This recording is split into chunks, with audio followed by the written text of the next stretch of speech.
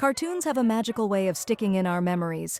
Whether it was Saturday mornings in pajamas or after-school marathons, certain shows became part of our childhood DNA. But sometimes, studios can't resist the temptation to update or modernize these classics for a new audience.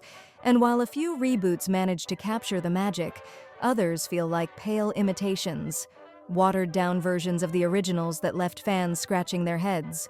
Today, we're taking a trip through animation history to look at 10 cartoon reboots that just couldn't match the charm of the originals.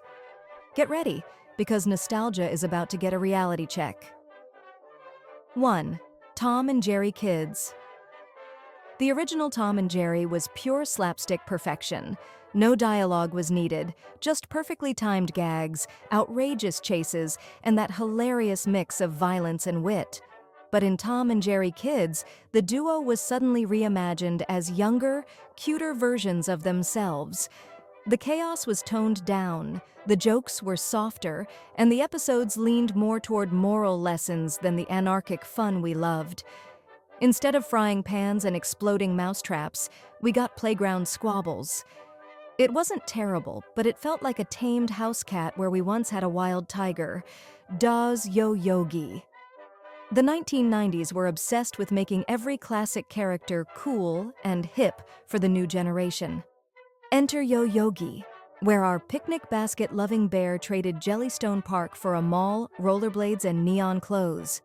Yogi and Boo Boo became teenage detectives solving mall-related mysteries, complete with skateboard chases and slang.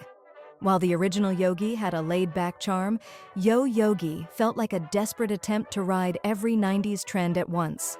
The result? A show that aged faster than week-old lettuce. 3. Pink Panther and Sons.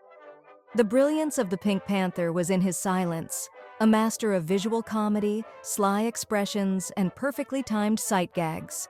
But in Pink Panther and Sons, the cool, quiet cat suddenly had two overly talkative kids, and he himself started talking.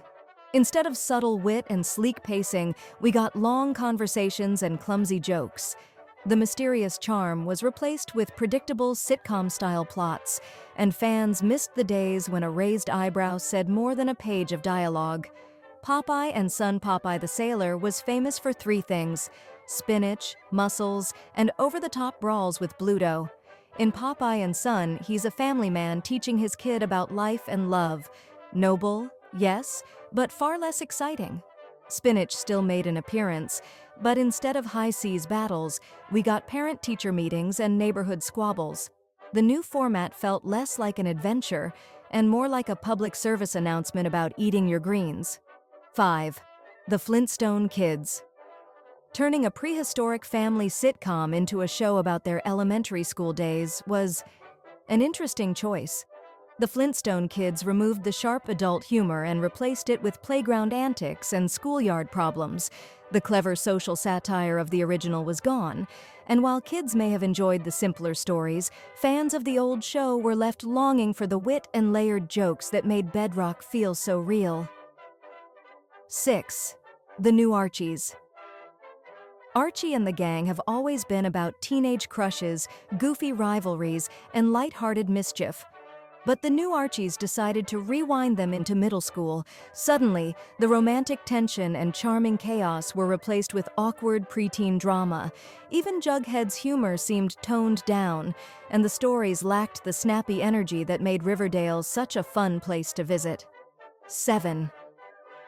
A Pup Named Scooby-Doo. Scooby-Doo has always been a perfect blend of spooky mysteries and goofy laughs. But when the gang was turned into kids, the mysteries became overly simple and the scares nearly vanished. The exaggerated, cartoonish animation style was colorful, but it stripped away the eerie charm of haunted mansions and creepy fog. What was once a clever whodunit became more like a noisy Saturday morning romp. 8. Casper and the Angels. Casper, the friendly ghost, has always been about innocence and heartwarming moments, but in Casper and the Angels, he was thrown into a futuristic sci-fi setting where he worked with space police. Picture flying cars, robotic sidekicks, and villains straight out of a disco-era sci-fi flick. The mix of genres, ghost story meets space cop show, just didn't gel. and poor Casper felt like a guest star in his own series. 9. The new Schmoo was originally a quirky, lovable side character from the new Fred and Barney show, but in the new Schmoo, he was suddenly the leader of a mystery-solving team. Unfortunately, the mysteries were bland, the jokes predictable, and the plots recycled from other Hanna-Barbera shows. Without strong writing, even Schmoo's adorable personality couldn't carry the series. 10. Jabberjaw returns. The original Jabberjaw was a ridiculous but fun mashup, a talking shark who played in a rock band and solved underwater mysteries. The reboot tried to bring him back, but it lacked the frantic energy and outrageous humor of the first run. Jokes felt forced, adventures uninspired, and the music element, which was part of Jabberjaw's charm, was barely present. Reboots are a gamble. Done right, they can bring new life to a beloved series and introduce it to a fresh generation. But as these 10 examples show, updating a classic is trickier than it seems. Change too much, and you lose the magic. Change too little, and you risk feeling irrelevant. Sometimes, the best tribute to a great cartoon is to simply let it live on in our memories, wild, funny, and untouchable.